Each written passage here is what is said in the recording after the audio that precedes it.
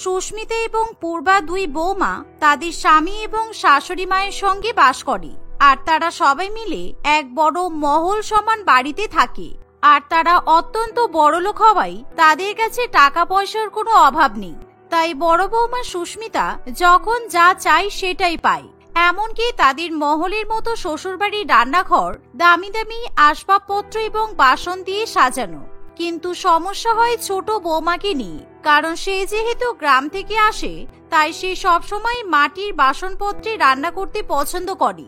কিন্তু এরকম রাজপ্রাসাদ কিংবা মহল সমান বাড়িতে মাটির হাঁড়ি কিংবা বাসনপত্রে রান্না বান্না মোটেই মানায় না।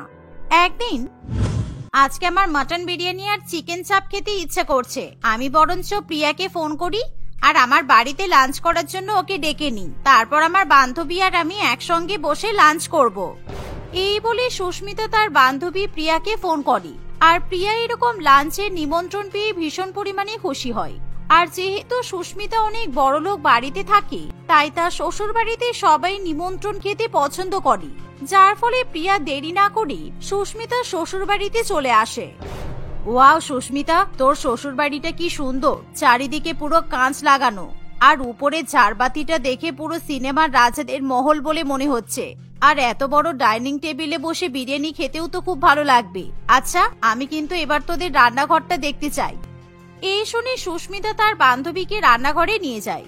কিন্তু তারা যখন সেই রান্নাঘরে যায় তখন তারা দুজনেই প্রচন্ড পরিমাণে অবাক হয়, কারণ সেখানে সুস্মিতা ছোট যা মাটির হাঁড়িতে রান্না করে আর চারিদিকে মাটির বাসনপত্র ছড়িয়ে রাখে, যা দেখে সুস্মিতা ভীষণ পরিমাণে রেগে যায়। হাউ ডেয়ার ইউ, তুমি আমার এত সুন্দর রান্নাঘরে এরকম মাটির হাঁড়িতে করে বিরিয়ানি রান্না করছো? আমি জানি তুমি গরিব বাড়ি থেকে উঠে এসেছো আর তোমার বাপের বাড়িতে সবাই এরকম মাটির হাঁড়িতেই খাবার রান্না করে অভ্যস্ত, কিন্তু আমাদের এসব অভ্যাস নেই। আমাদের রান্নাঘরে এত দামি দামি বাসন আছে, তবুও তুমি এরকম মাটির হাঁড়িতে রান্না করছো কেন? না না দিদি, সেটা নয়, আমি দেখেছি শহরের অনেক বড় বড় রেস্টুরেন্টে এরকম মাটির হাঁড়িতে করে বিরিয়ানি রান্না করা হয়, আর সেই বিরিয়ানির স্বাদ কিন্তু খুব ভালো হয়। সেই জন্য আমি আজকে মাটির হাঁড়িতে বিরিয়ানি রান্না করছি। এমন কথা শুনি সুস্মিতা ভীষণ পরিমাণে রেগে যায়, কিন্তু পূর্বা কিছুতেই মাটির হাঁড়িতে রান্না বন্ধ করতে চায় না। আর এমন সময় পূর্বাকে এরকম মাটির হাঁড়িতে রান্না করতে দেখে সুস্মিতার বান্ধবী প্রিয়া রাগ করে সেখান থেকে চলে যায়। আজকে তোমার জন্য আমার বান্ধবীর কাছে আমাকে অপমানিত হতে হয়েছে। তোমার এই মাটির হাঁড়ি সমস্ত কিছু আমি ছুঁড়ে ফেলে দেব। এই বলে সুস্মিতা সেই বিরিয়ানির মাটির হাঁড়ি ছুঁড়ে ফেলে দেয়, আর যার ফলে মাটির হাঁড়ি ভেঙে চারিদিকে বিরিয়ানি ছড়িয়ে পড়ে। আর যা দেখে পূর্বা মনে মনে খুবই কষ্ট পায়, তাই সে কাঁদতে কাঁদতে গোটা রান্নাঘর পরিষ্কার করে। এভাবেই দেখতে দেখতে বেশ কিছুদিন কাটে, কিন্তু পূর্বা তার স্বভাবে কিছুতেই পরিবর্তন নিয়ে আসতে চায় না। সে অত সুন্দর বড় শ্বশুরবাড়ি পেয়েও সাধারণ জীবনযাপন করতে পছন্দ করে। তাই সে প্রত্যেকদিন বাজারে গিয়ে রান্না বান্না করার জন্য কিছু না কিছু মাটির বাসনপত্র কিনে নিয়ে আসে। মা, আপনি শীতকালে পিঠে পুলি রান্না করতে বলেছিলেন, তাই জন্য আমি বাজারে গিয়ে সব সরঞ্জাম কিনে নিয়ে এসেছি। আমি আজকে আপনাকে পিঠে পুলি রান্না করে খাওয়াবো। না না, কোনো দরকার নেই। আমি জানি তুমি বাজার থেকে কি সরঞ্জাম কিনে নিয়ে এসেছো। আমাকে বড় বৌমা বলেছে তুমি বাজার থেকে মাটির হাঁড়ি, মাটির বাসন কিনে নিয়ে এসেছো, আর ওই নোংরা মাটির জিনিসে রান্না করা খাবার আমি কিছুতেই খাবো না। হ্যাঁ মা, আপনি একদম ঠিক বলেছেন। আর আমি ইউটিউবে দেখেছি দামি দামি ফাইবারের ননস্টিক কড়াইতেও পিঠে পুলি রান্না করা যায়, তাই আমরা ননস্টিকের কড়াইতেই পিঠে পুলি রান্না করে খাবো। এমন কথা শুনে সায়ন্তিকা দেবী খুবই খুশি হয়। তাই সে তখনই তার বড় বৌমাকে রান্নাঘরে গিয়ে দামি দামি পাত্র ব্যবহার করে পুলি পিঠে রান্না করার কথা বলে, যার ফলে সুস্মিতা খুবই ভয় পেয়ে যায়, কারণ সে মোটেই রান্না বান্না করতে পারে না। কিন্তু শাশুড়ি মা যেহেতু পিঠে খেতে চেয়েছে তাই তার কিছু করারও থাকে না। সুস্মিতা রান্নাঘরে গিয়ে সবার জন্য পিঠে পুলি বানানো শুরু করে। আর যখন তার পিঠে পুলি বানানো হয়ে যায় তখন সেই পিঠে পুলির স্বাদ এতটাই বাজে হয় যে সেই পিঠে পুলি কেউ মুখে পর্যন্ত দিতে পারে না। কি হলো মা, পিঠে পুলি রান্না ভালো হয়েছে তো? আমি আপনার ছোট বৌমার থেকেও কিন্তু ভালো রান্না করি। এতদিন ধরে ও মাটির হাঁড়িতে রান্না করেছে, আর ওই খাবার খেয়ে আমাদের পেটেও সমস্যা হয়েছে, তাই আজকে আমার হাতে রান্না করা পিঠে পুলি খেতে খুব ভালো লাগছে, তাই না মা? না মানে, তুমি আসলে হয়তো এই পিঠে পায়েসে চিনির বদলে নুন দিয়ে ফেলেছো, তাই জন্য এটা খেয়ে কেমন বমি বমি পাচ্ছে। এমন কথা শুনে সুস্মিতা পিঠে পুলি খেয়ে দেখে সত্যি সে চিনির বদলে নুন ব্যবহার করেছে। আর অন্যদিকে ছোট বৌমা রান্নাঘরে গিয়ে মাটির হাঁড়িতে করে খুব সুন্দর করে পিঠে এবং পায়েস রান্না করে। আর তার মহলের মতো শ্বশুর বাড়িতে সেই গন্ধ চারিদিকে একেবারে ছড়িয়ে পড়ে। এভাবেই দেখতে দেখতে যখন তার পিঠে পুলি রান্না করা হয়ে যায়, তখন তার শাশুড়ি মা লজ্জায় সেই পিঠে খেতে পর্যন্ত পারে না। আমাকে আমার মা বারবার শিখিয়েছে মাটির হাঁড়িতে করে পিঠে রান্না করতে, কারণ মাটির গন্ধ আর মাটির স্বাদই আলাদা। উফ, এই পিঠে খেতে কি ভালো হয়েছে, আমি ফ্রিজে রেখে রেখে এই পিঠেগুলো খাবো। এই বলে পূর্বা মাটির হাঁড়িতে করে ফ্রিজের মধ্যে পিঠেগুলো রেখে দেয়। আর সে রাত্রিবেলা যখন ঘুমিয়ে পড়ে, তখন তার শাশুড়ি মা কিছুতেই লোভ সামলাতে পারে না। তাই সে চুপি চুপি রান্নাঘরে গিয়ে ফ্রিজ খুলে মাটির হাঁড়ি বের করে। আর সে লুকিয়ে লুকিয়ে মাটির হাঁড়ি থেকে বেশি বেশি করে পিঠে চুরি করে খেতে থাকে। আর পরের দিন সকালবেলা, ওরে বাবারে, আমার খুব শরীর খারাপ লাগছে, আমার ভীষণ পাতলা পায়খানা হচ্ছে, আমি কিছুতেই থাকতে পারছি না। ওরে বাবারে বাবা, আমার যে ভীষণ পেটে ব্যথাও করছে। এভাবেই সায়ন্তিকা দেবী ভীষণ পরিমাণে কান্নাকাটি করতে শুরু করে, কারণ গতকাল রাত্রিবেলা ওরকম মাটির হাঁড়ি থেকে পিঠে চুরি করে খাওয়ার পর তার প্রচন্ড পরিমাণে শরীর খারাপ করে। আর ছোট বৌমা যখন দেখে যে মাটির হাঁড়িতে আর পিঠে নেই, তখন সে ভালো করেই বুঝতে পারে যে তার শাশুড়ি মা সব পিঠে খেয়ে শেষ করে ফেলেছে। মা, আপনার যখন পিঠে খেতে ইচ্ছে হচ্ছিল তখন আপনি আমাকেই বলতে পারতেন, তাহলে আমি আপনাকে পরিমাণ মতো পিঠে দিতাম, কিন্তু এরকম চুরি করে মাটির হাঁড়ি থেকে পিঠে খাওয়ার কি দরকার ছিল? দেখলেন তো আপনার কেমন শরীর খারাপ করলো। এই চুপ করো, বেশি বড় বড় কথা বলো না। তোমাকে কে বলেছে আমি চুরি করে পিঠে খেয়েছি? আমার ফ্রিজে তুমি মাটির হাঁড়ি করে পিঠে রেখেছো, আর আমি খেয়ে নিয়েছি, বেশ করেছি। এখন আমি বুঝতে পারছি বড় বৌমা ঠিক কথাই বলে, মাটির হাঁড়ির জিনিসপত্র খেলে সত্যি শরীর খারাপ করে। সায়ন্তিকা দেবীর কথা শুনি পূর্বা একেবারে চুপ করে থাকে, আর যার ফলে সুস্মিতা মনে মনে ভীষণ পরিমাণে মজা পায়। আর যখন তার ছোট জাই এভাবে অপমানিত হয়, তখন সে মনে মনে প্রচন্ড পরিমাণে আনন্দ পায়, কারণ শাশুড়ি মায়ের এরকম পেট খারাপের পেছনে কেবলমাত্র সুস্মিতার হাত আছে। কারণ গতকাল রাত্রিবেলা যখন পূর্বা মাটির হাঁড়িতে করে ফ্রিজের মধ্যে পিঠে রেখে চলে যায়, তখন সেখানে বড় বৌমা সুস্মিতা আসে। আমাদের লক্ষ লক্ষ টাকার ফ্রিজে এরকম মাটির হাঁড়ি করে পিঠে তুলে রাখা হচ্ছে, দেখাবো মজা। এই পিঠের মধ্যে এমন ওষুধ মিশিয়ে দেব যে খাওয়ার পর পূর্বার পেট খারাপ করবে, আর মাটির হাঁড়িতে খাবার খাওয়া একেবারে ভুলে যাবে। এই বলে সুস্মিতা সেই মাটির হাঁড়িতে রাখা পিঠের মধ্যে বেশি বেশি করে পেট খারাপের ওষুধ মিশিয়ে দেয়, যে ছোট জায়ের বদলে তার শাশুড়ি মা সেই খাবার খেয়ে নেবে। আর যার ফলে শাশুড়ি মায়ের এরকম ভাবে শরীর খারাপ করে, এমনকি বাড়িতে ডাক্তার ডেকে সায়ন্তিকা দেবীকে সুস্থ করে তুলতে হয়। আর এরকম ঘটনার পর থেকে পূর্বা যখনই মাটির হাঁড়িতে খাবার রান্না করতে যায়, তখনই সবাই মিলে তার মাটির হাঁড়ি ছুঁড়ে ফেলে দেয়। এভাবেই দেখতে দেখতে আরো কিছুদিন কাটে। আর একদিন বাড়িতে কাজের মেয়ে বাসন পরিষ্কার করতে আসে না, সে 3 দিনের জন্য কাজ থেকে ছুটি নেয়। মা, আমি আপনাকে কখন থেকে বলছি কয়েক হাজার টাকা দিয়ে একটা কাজের মেয়েকে 2-3 দিনের জন্য রেখে নিন, না হলে কিন্তু এই ঠান্ডার মধ্যে আমি জলের মধ্যে হাত দিতে পারবো না। আমিও তাই ভাবছিলাম, কিন্তু 2-3 দিনের জন্য তো কেউ কাজ করতে চাইছে না। তা না হলে আমার কাছে কি টাকার অভাব আছে যে আমি আমার এরকম মহল সমান বাড়িতে কাজের মেয়েকে রাখতে পারবো না? মা, আমি বলছিলাম কি, রান্নাঘরের সব দামি দামি বাসন তো এঁটো হয়ে আছে, আর কোনো কিছুতে রান্না করার জায়গা নেই। তাই আমি যদি মাটির থালা বাটি আর হাঁড়িতে রান্না করি, তাহলে কি খুব অসুবিধা হবে? কারণ আমাদের সবার তো খুব খিদে পেয়েছে। তুমি আবার এরকম গরিব ভিখারিদের মতো কথা বলো না তো। আমাদের কাছে অনেক টাকা আছে, আর আমরা অনলাইনে দামি দামি খাবার অর্ডার করে খেয়ে নেব, কিন্তু তবুও তোমার মাটির হাঁড়িতে রান্না বান্না করা খাবার আমরা খাবো না। এই বলে সুস্মিতা এবং তার শাশুড়ি মা বেশি বেশি করে হাজার হাজার টাকা দিয়ে অনলাইন থেকে খাবার অর্ডার করতে শুরু করে। অন্যদিকে পূর্বা যেহেতু বাইরের খাবার খায় না, তাই সে নিজের জন্য মাটির হাঁড়িতে সিদ্ধ ভাত বসিয়ে দেয়, আর রান্নাঘরের সমস্ত বাসনপত্র ধুয়ে মেজে সে পরিষ্কার করে রাখে। কিন্তু তবুও পূর্বাকে সবাই মিলে অপমান করে। আর একদিকে যেখানে সবাই বসে দামি দামি খাবার খায়, অন্যদিকে পূর্বা মাটির হাঁড়িতে রান্না করা খাবার খায়। এভাবেই 2-1 দিন কাটে। একদিন মা, সত্যি আপনি পারেন বটে। আমার এই বড়লোক শ্বশুর বাড়িতে আপনি কোথা থেকে এই মাটির হাড়ির মালটাকে জুটিয়ে এনেছেন বলুন তো? আমি তো একদম সহ্য করতে পারি না। ও আমাদের স্ট্যাটাসের সঙ্গে মোটেই নিজেকে মানাতে পারে না। আরে আর কি বলবো, তোমার শ্বশুর মশাইয়ের বরাবরই খুবই অ্যান্টিক জিনিসের শখ ছিল। আর একবার আমরা গ্রামে ঘুরতে গিয়েছিলাম, তখন তোমার শ্বশুর মশাই এই মেয়েটাকে মাটির হাড়ি বানাতে দেখেছিল। তখনই তো আমার ছোট ছেলেটার জন্য পূর্বাকে পছন্দ করে ফেলেছে। তা না হলে আমার বয়েই গেছে এরকম মেয়েকে নিজের বাড়ির বৌমা করে নিয়ে আসতে। এভাবেই দেখতে দেখতে আরো কিছুদিন কাটে। আর একদিন তাদের জীবনে ভীষণ পরিমাণে বিপদ নেমে আসে, কারণ দুই ছেলের ব্যবসায় ভীষণ পরিমাণে ক্ষতি হয়। সুস্মিতা, আমরা যেসব অ্যান্টিক জিনিসের ব্যবসাপত্র করতাম না, সবকিছু নষ্ট হয়ে গেছে। কোথাও থেকে আমরা জিনিসপত্র সাপ্লাই পাচ্ছি না, আর সেই জন্য আমরা আমাদের এই মহল সমান বাড়ি মর্গেজ দিয়েছিলাম, কিন্তু মনে হয় না এই বাড়ি আর ছাড়তে পারবো বলে। রাকেশের কথা শুনি সুস্মিতার মাথায় একেবারে আকাশ ভেঙে পড়ে, কারণ সে ভাবতেই পারে না যে তার মহল সমান শ্বশুরবাড়ি এখন মর্গেজে আছে, যার ফলে সে ভীষণই কান্নাকাটি করতে শুরু করে দেয়। আর দেখতে দেখতে যতই দিন যায় ততই তাদের অবস্থা শোচনীয় হয়ে ওঠে। আর একদিন যখন পাওনাদাররা তাদের বাড়িতে এসে হানা দেয়, তখন তারা কি করবে বুঝে উঠতে পারে না। এমন সময় সেই লোকজন রান্নাঘরে ঢুকে দামি দামি জিনিসপত্র, ফ্রিজ, মাইক্রোওভেন ইত্যাদি তুলে নিয়ে চলে যায়। প্লিজ আপনারা কেউ এরকম করবেন না। আপনারা যদি সব জিনিসপত্র নিয়ে চলে যান তাহলে আমরা না খেতে পেয়ে মারা যাবো। এমনিতে আমাদের বাড়ি মর্গেজে আছে, দয়া করে আমাদের রান্নাঘরটা অন্তত ছেড়ে দিন। আর এমন সময় তারা কি খাবে কিছুই বুঝে উঠতে পারে না।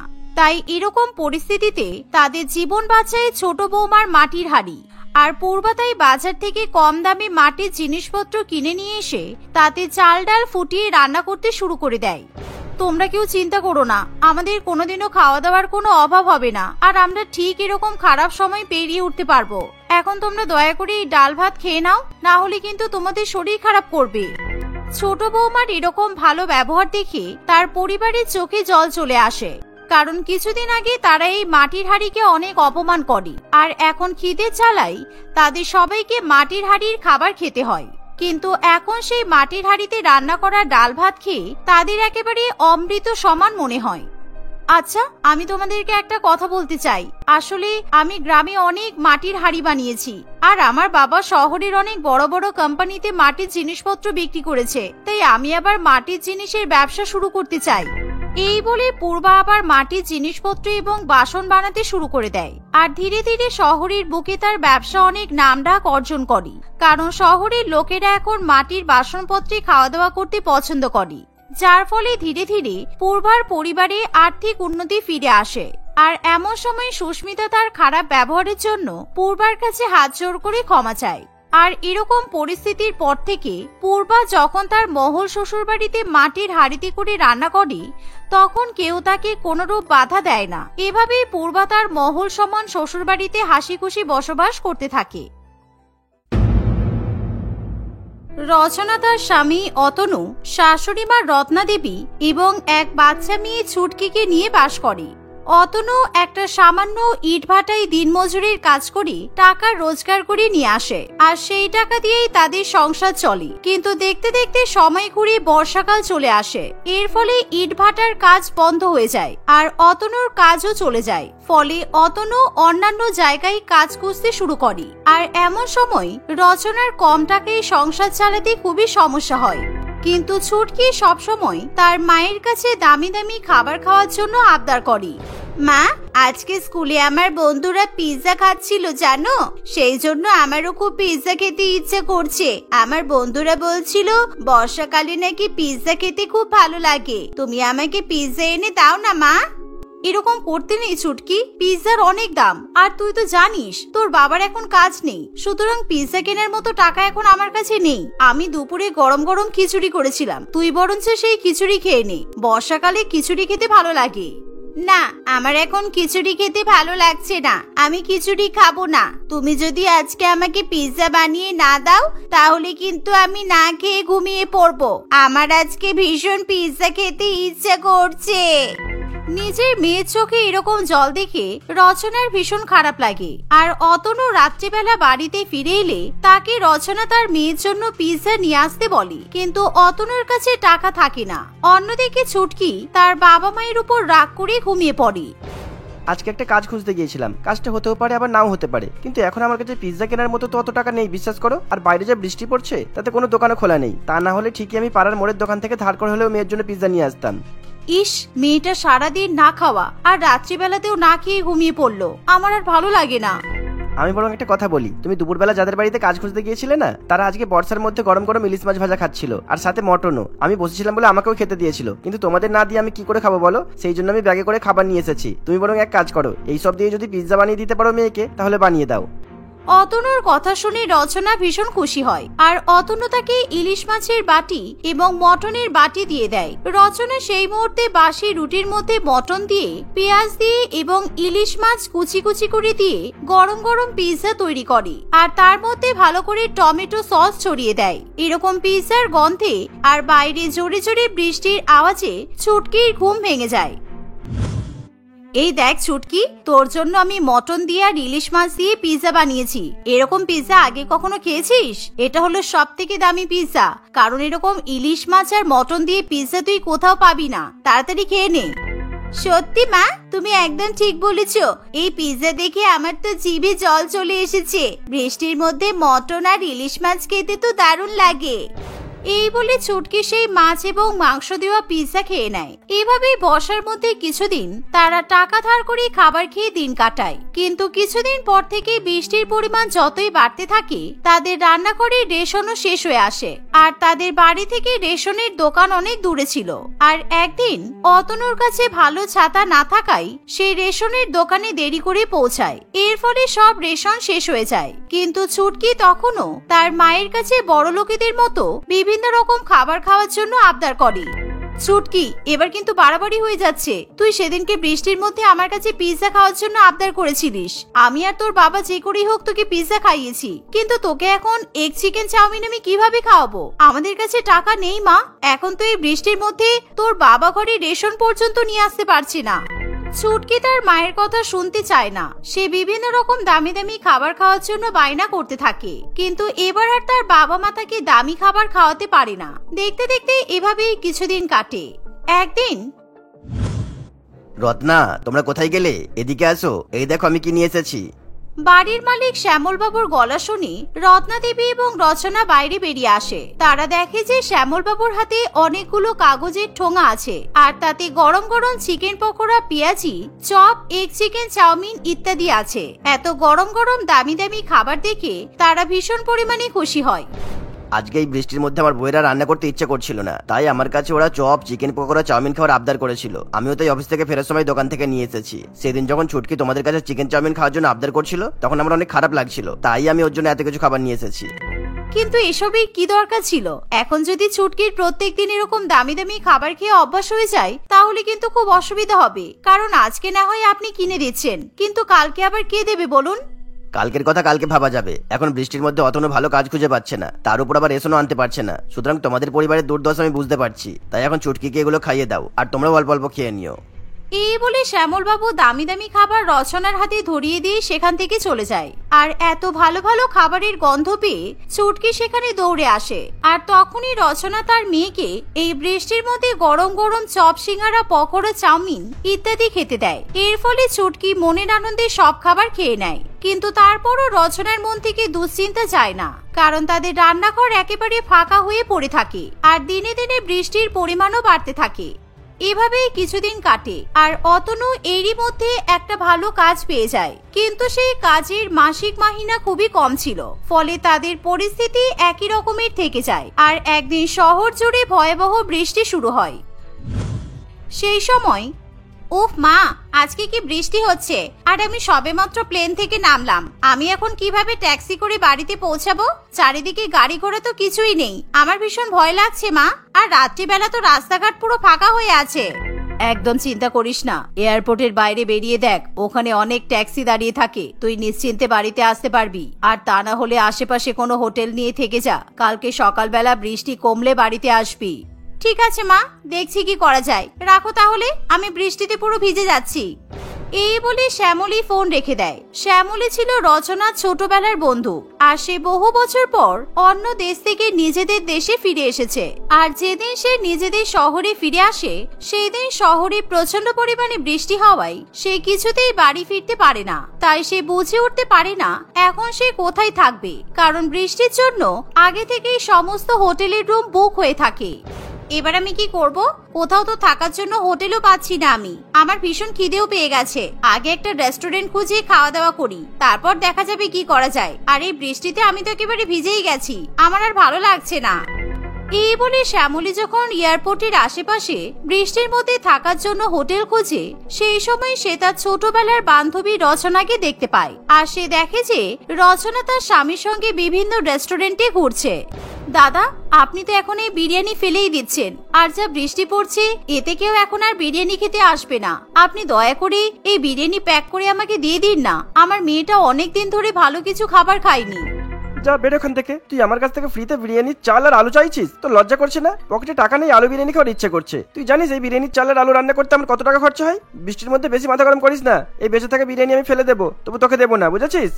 এই বলে বিরিয়ানিওয়ালা বৃষ্টির মধ্যে রচনা এবং অতনুকে দোকান থেকে বের করে দেয়। তারা এরকম বিভিন্ন রেস্টুরেন্টে ঘুরলেও কোনো রেস্টুরেন্টের মালিক তাদের বেঁচে থাকা খাবার দিতে চায় না। এমনকি অনেক অনেক রেস্টুরেন্টে খাবার ফেলে দিলেও সেই খাবার তারা দেয় না। এমন দৃশ্য দেখে শ্যামলীর ভীষণ পরিমাণে খারাপ লাগে। তাই শ্যামলী তখনই তাদের কাছে যায়। কিরে রচনা, কেমন আছিস? তুই এরকম বৃষ্টির মধ্যে রেস্টুরেন্টে ঘুরছিস কেন? তুই যে বিয়ে করেছিস আমাকে তো একবারও জানানোর প্রয়োজনও মনে করিসনি। আরে শ্যামলী, তুই কবে বিদেশে চাকরি করতে গিয়েছিস? তারপর থেকে তো তোর সঙ্গে আমার আর কোনো যোগাযোগই নেই। অবশ্য যোগাযোগ রাখবি বা কেন? আমি তো তোর মতো আর বড় লোক নই। গরিব বান্ধবীর সঙ্গে যোগাযোগ রেখেই বা কি হবে? আর তুই এরকম বৃষ্টির মধ্যে কাক ভেজা হয়ে ভিজেছিস কেন? চুপ কর, বেশি বড় বড় কথা বলিস না। আমি সবেমাত্র ফ্লাইট থেকে নামলাম, আর তখনই এত জোরে বৃষ্টি শুরু হলো যে আমি বাড়িতেও ফিরতে পারছি না। ভাবছি রাত্রিবেলা কোনো একটা হোটেলে থেকে যাব, কিন্তু হোটেলে কোনো রুমও ফাঁকা নেই। তারপর আমার ভীষণ খিদেও পেয়ে গেছে। আর বলিস না, এত জ্বালাতন জীবনে। শ্যামলীর এরকম ভেজা অবস্থা দেখে আর তার খিদে পেয়েছে শুনে রচনা এবং অতনুর খুব খারাপ লাগে। তারা গরিব হতে পারে, কিন্তু তারা ভীষণ মায়াবী ছিল। সে কি রচনা, তোমার ছোটবেলার বান্ধবী রাত্রেবেলা থাকার জন্য হোটেল খুঁজবে কেন? ও না হয় একদিন আমাদের ছোট ভাঙা কুড়ে ঘরেই থেকে যাবে। আর তাছাড়া তোমার বান্ধবী তো ভীষণ খিদেও পেয়ে গেছে, তাই ওকে বাড়িতে নিয়ে চলো। যে একটুখানি চাল বেঁচে আছে ওই চাল ফুটিয়ে ওকে সিদ্ধ করে ভাত করে দেবে, তাহলে ও খেয়ে ওর পেটটাও ভরবে। হ্যাঁ, তুমি ঠিকই বলেছো। এখানে কোনো দোকানে মেয়ের জন্য বিরিয়ানি চাউমিন তো কিছু পেলাম না। ঘরে যেটুখানি চাল আছে সেটুকু ফুটিয়ে আমি সিদ্ধ ভাত করব। আমি জানি মেয়ে সিদ্ধ ভাত খেতে চাইবে না, কিন্তু ওকে কোনো রকমে বোঝাতে হবে। রচনা এবং অতনুর এত ভালো ব্যবহার দেখে শ্যামলীর চোখে জল চলে আসে, কারণ সে কিছুক্ষণ আগে দেখছিল তার গরিব বান্ধবী বরের সঙ্গে রেস্টুরেন্ট থেকে ফ্রিতে বেঁচে থাকা খাবার চাইছে, কারণ তাদের মেয়ে বাইরের খাবার খেতে পছন্দ করে। কিন্তু এখন গরিব হওয়া সত্ত্বেও তারা দুজনে মিলে অভুক্ত শ্যামলীকে সিদ্ধ ভাত খাওয়াতে রাজি। না রে, এই বৃষ্টির মধ্যে সিদ্ধ ভাত আমি খাবো না, কারণ বৃষ্টির মধ্যে আমার চাউমিন, পাস্তা, পিৎজা, বিরিয়ানি, তারপর ভেটকি মাছের পাতুরি, চিংড়ি মাছের malaikari, mutton kosha, chilli chicken, fried rice, ice cream, cold drinks এসব খেতে ইচ্ছা করছে। বাবা, আমরা তো এত দামি দামি খাবার তো তোকে খাওয়াতে পারবো না। তুই আগে আমাদের বাড়িতে চল, হাত মুখ ধুয়ে আগে ঘরে বস, তারপর দেখা যাবে তুই কি খাবি।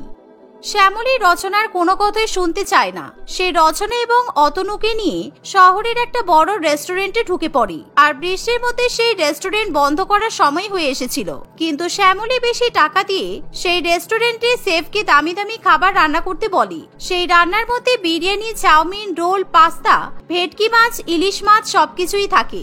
আর এত কিছু খাবার রান্না করতে দেখে রচনা এবং শ্যামলী দুজনেই খুবই অবাক হয়। সমস্ত খাবার রান্না হয়ে গেলে শ্যামলী সেই রেস্টুরেন্টের বিল মিটিয়ে দেয়। এতদিন পরে এই দুর্যোগের রাতে তোর সাথে আমার দেখা হলো, তোর জন্য আমি এটুকু তো করতেই পারি। তোর বান্ধবী অতটাও নিষ্ঠুর নয়। চল, এবার এই খাবার নিয়ে আমি তোদের সঙ্গে তোদের বাড়িতে যাব। রচনা এবং অতনু শ্যামলীর কথায় ভীষণ খুশি হয়, আর তারা শ্যামলীকে নিয়ে বৃষ্টির মধ্যে নিজেদের কুড়ে ঘরে চলে যায়। তখনও ছুটকি বাইরের খাবার খাবে বলে জেগে বসেছিল। শ্যামলী অতগুলো খাবার প্যাকেট নিয়ে এসে ছুটকির সামনে রেখে দেয়। এই যে ছোট্ট প্রিন্সেস, তোমার জন্য আমি তোমার পছন্দের ভালো ভালো খাবার নিয়ে চলে এসেছি। তুমি যা যা খেতে ভালোবাসো এখানে সব রকমের খাবার আছে। আর শুধু এই খাবারগুলো তুমি একা খাবে না, আজকে আমরা সবাই মিলে খাবো, কেমন? ছুটকি বর্ষার রাতে এত দামি দামি খাবার দেখে প্রচন্ড পরিমাণে খুশি হয়। কিন্তু তুমি কে আন্টি? তুমি যে আমাকে এতগুলো দামি দামি খাবার নিয়ে এসে দিলে? আমি হলাম বর্ষার রাতে জলপরি, আর আজকের জন্য তোমার মায়ের বন্ধু হয়ে এসেছি। আর এবার থেকে তোমার যা যা খাবার খেতে ইচ্ছে হবে আমি প্রত্যেকদিন তোমাকে সেই খাবারগুলো নিয়ে এসে দেব, আর তুমি খাবে, কেমন? তোমার জীবনে আর কোনোদিনও কোনো খাবারের কষ্ট থাকবে না, এ আমি কথা দিলাম। এই বলে তারা সকলে একসঙ্গে বৃষ্টির মধ্যে বসে মজা করে খাবার খায়। আর শ্যামলী এভাবে বৃষ্টির রাতে ছুটকি এবং তার পরিবারকে দামি দামি খাবার খাওয়াতে পেরে মনে মনে প্রচন্ড পরিমাণে শান্তি অনুভব করে।